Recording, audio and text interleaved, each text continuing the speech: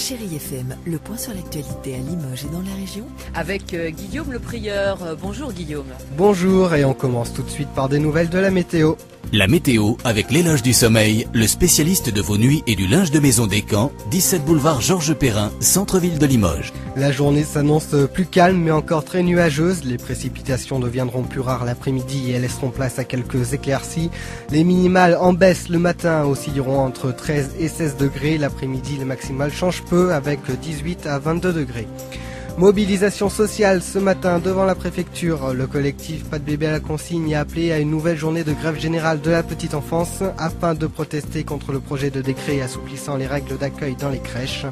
Le collectif, qui se bat notamment pour améliorer et développer les modes d'accueil et la scolarisation des jeunes enfants, craint une dégradation des dispositifs existants au détriment des attentes des familles. On écoute Sandrine Dria. Mais déjà aujourd'hui, on accepte que sur certains jours de la semaine, il y ait 10% d'enfants supplémentaires sur certains jours, mais pas avec plus de professionnels pour autant. Or demain, on va le faire passer à 20% supplémentaires. Mais ça, c'est pour des questions de rentabilité. Alors non seulement plus d'enfants accueillis, mais pas plus de personnes qui vont s'en occuper et surtout pas plus de personnes qualifiées, pas plus de personnes diplômées. C'était Sandrine Dria, vice-présidente de la Fédération nationale des éducateurs de jeunes enfants. Justice maintenant en correctionnel ce matin à Limoges, une histoire de voisinage qui a mal tourné du côté de Périllac suite à un contentieux entre voisins qui dure depuis une dizaine d'années. D'un côté, le prévenu qui comparait pour causes et blessures, il aurait en effet assommé son voisin avec un billot de bois. De l'autre, un homme de 78 ans qui dit avoir été frappé. Des fractures au niveau du visage l'attestent. Durant l'audience qui a duré près d'une heure et demie, l'homme à la barre a contesté les faits. Le procureur de son côté a requis 6 mois de prison avec sursis et une interdiction du territoire de Périllac durant 5 ans. On ne sait pas si la justice va régler cette affaire, mais à la sortie de l'audience dans la salle des pas perdus, les deux hommes étaient une nouvelle fois prêts à en découdre. Le délibéré sera rendu ultérieurement. À tous les fans de Julie Zenati, cette information est pour vous. La chanteuse vient en effet de sortir son 5e album. À cette occasion, elle sera à Limoges au forum de la FNAC demain à 17h. Alors sont prévus un mini-concert et une séance de dédicace de son dernier album Plus de Diva, qui se trouve être à la frontière du classique et de la pop.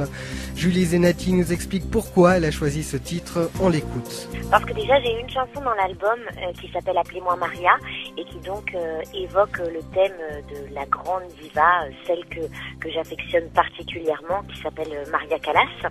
Donc c'est première chose. Et puis plus de diva parce que je crois que aujourd'hui on n'est plus, le vrai mot diva n'est plus employé à sa bonne manière. Je dirais que le mot diva a été un petit peu galvaudé. Le mot diva est plutôt à une femme capricieuse plutôt qu'à une femme avec un don, mystérieuse, tout ce que pouvait représenter pour moi par exemple une artiste comme Maria Callas, qui est au-delà de l'artiste, c'était vraiment une diva. C'était Julie Zenati. Après la comédie musicale Notre-Dame de Paris, la musique avec ses 5 albums et l'écriture avec son premier livre autobiographique, la jeune femme pourrait prochainement se lancer dans le théâtre. Vous pouvez donc venir la voir au forum de la FNAC demain à 17h. Enfin, du foot pour terminer. Demain soir aura lieu la finale de la Coupe de France qui opposera l'AS Monaco au Paris Saint-Germain. L'occasion pour les deux clubs de donner du relief à leur saison quelque peu mitigée. On aura le plaisir de retrouver un Haut-Viennois sur la pelouse en la personne de Sébastien Puigrenier, défenseur à l'ASM. Il revient sur l'importance de jouer un tel événement au Stade de France. On l'écoute.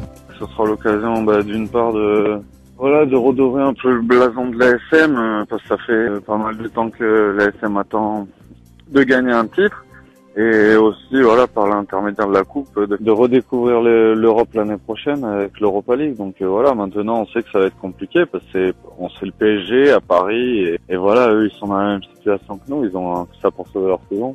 Voilà, donc Monaco-Paris, c'est demain soir à 20h45 sur France 2.